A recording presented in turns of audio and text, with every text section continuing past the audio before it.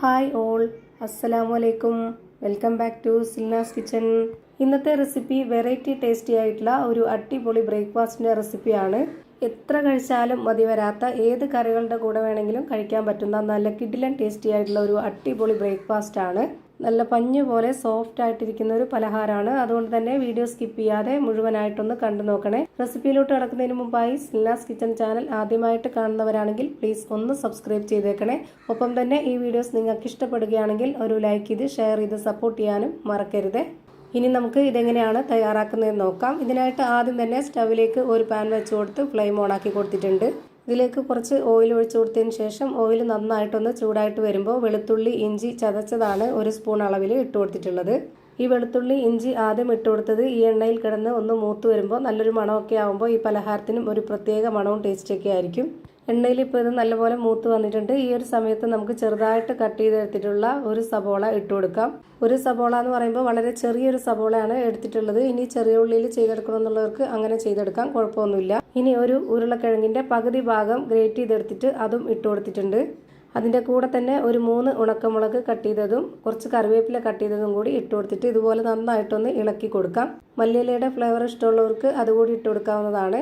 പിന്നെ ഒരു നുള്ള് ഗരം മസാലപ്പൊടിയും ഇതുപോലൊരു സ്പൂൺ അളവിൽ 1 സ്പൂൺ ചിക്കൻ മസാലപ്പൊടിയുമാണ് ഇട്ട് കൊടുത്തിട്ടുള്ളത്. ഓരോരുത്തർക്കും ആവശ്യമനുസരിച്ച് ഇഷ്ടത്തിനനുസരിച്ചുള്ള പൊടികളൊക്കെ ചേർത്ത് കൊടുക്കാവുന്നതാണ്. ഞാനിപ്പോൾ ഇത്രയും മാത്രമേ ഇട്ട് കൊടുത്തിട്ടുള്ളൂ. ഇനി ഇതിലേക്ക് ആവശ്യത്തിനുള്ള ഉപ്പും കൂടി ഇട്ട് കൊടുത്തിട്ട് ഇതുപോലെ നന്നായിട്ടൊന്ന് ഇളക്കി യോജിപ്പിച്ച് കൊടുക്കാം. ഇനി ഇത് ഒരുപാട് അങ്ങ് വെന്ത് കുഴഞ്ഞു വരേണ്ട ആവശ്യമില്ല. 1 മിനിറ്റ് നേരം മാത്രം ഇതൊന്ന് അടച്ചു വെച്ച് വേവിച്ചെടുക്കാം. ഇനി ഇതിലേക്ക് 250 ml കപ്പിൻ്റെ അളവിൽ 2 കപ്പ് വെള്ളം ഒഴിച്ചു കൊടുക്കാം.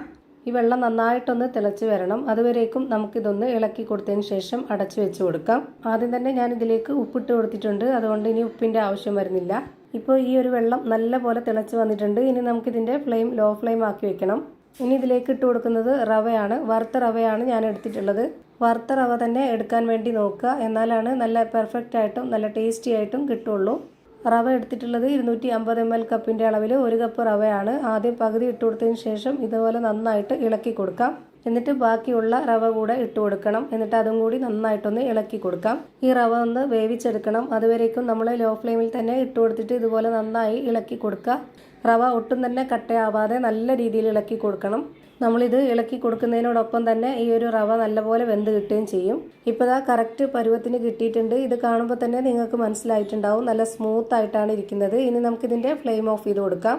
എന്നിട്ടൊരു പകുതി ചൂടാറിയതിന് ശേഷം കൈകൊണ്ട് തൊട്ടാൽ കുഴപ്പമില്ലാത്ത ആ ഒരു ചൂട് സമയത്ത് നമുക്കിത് നല്ലപോലെ ഒന്ന് കുഴച്ചെടുക്കണം. നന്നായിട്ട് ചൂടാറിയതിന് ശേഷം കുഴച്ചെടുക്കാൻ വേണ്ടി നിൽക്കരുത്. അപ്പോൾ ഇത് നല്ലപോലെ ഡ്രൈ ആയിട്ടുണ്ടാവും. അപ്പോൾ ആ ഒരു പെർഫെക്റ്റ് കിട്ടില്ല. ഈ മാവ് നല്ല സോഫ്റ്റ് ആയിട്ട് ഇരിക്കുന്നതുകൊണ്ട് ഒരുപാട് ബുദ്ധിമുട്ടില്ല ഇത് കുഴച്ചെടുക്കാനായിട്ട്. നല്ല സിമ്പിളായിട്ട് സോഫ്റ്റ് ആയിട്ട് ഇത് കുഴച്ചെടുക്കാവുന്നതേ ഉള്ളൂ.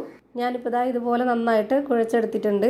ഇനി നമ്മുടെ കയ്യിൽ കുറച്ച് ഓയിലൊന്ന് സ്പ്രെഡാക്കിയതിന് ശേഷം ഇതിൽ നിന്ന് കുറച്ച് മാവ് എടുത്തിട്ട് ഈ ഒരു വലിപ്പത്തിൽ ബോൾസ് ആക്കി എടുക്കുന്നുണ്ട്.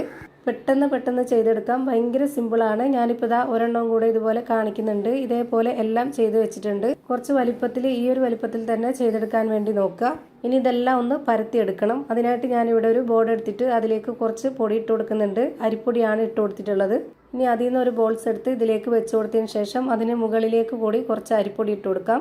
ഇനി ഇതൊന്ന് പരത്തിയെടുക്കാം. ഒരുപാടങ്ങ് നീട്ടി വലിച്ച് പരത്തേണ്ട ആവശ്യമില്ല, ഇത്ര മാത്രം പരത്തിയാൽ മതി. നല്ല നൈസായിട്ട് ഇരിക്കുകയും ചെയ്യരുത്, എന്നാൽ നല്ല കട്ടിയും ആവരുത്. ഒരു മീഡിയം പരുവത്തിലാണ് റെഡിയാക്കി എടുക്കുന്നത്. ഞാനിപ്പോൾ ഇതുപോലെ പരത്തിയെടുത്ത ശേഷം ഒന്ന് കട്ട് ചെയ്തെടുക്കുന്നുണ്ട്. ഇത് കറക്റ്റ് ഷേപ്പായിട്ട് കിട്ടാൻ വേണ്ടിയിട്ടാണ്. നമുക്ക് ഇഷ്ടമുള്ള ഏത് വലിപ്പത്തിൽ വേണമെങ്കിലും ഇങ്ങനെ ചെയ്തെടുക്കാവുന്നതാണ്. ഞാനിപ്പോൾ ഈ ഒരു വലിപ്പത്തിലാണ് ഇത് ചെയ്തെടുത്തിട്ടുള്ളത്. ഇത് കാണുമ്പോൾ തന്നെ നിങ്ങൾക്ക് ഇതിൻ്റെ പരുവം മനസ്സിലായിട്ടുണ്ടാവും. ഇതുപോലെ തന്നെ ഒരെണ്ണം കൂടെ ഞാനിവിടെ ചെയ്ത് കാണിക്കുന്നുണ്ട്. ഇതിലേക്ക് കുറച്ചുകൂടെ പൊടി ഇട്ട് കൊടുക്കാം.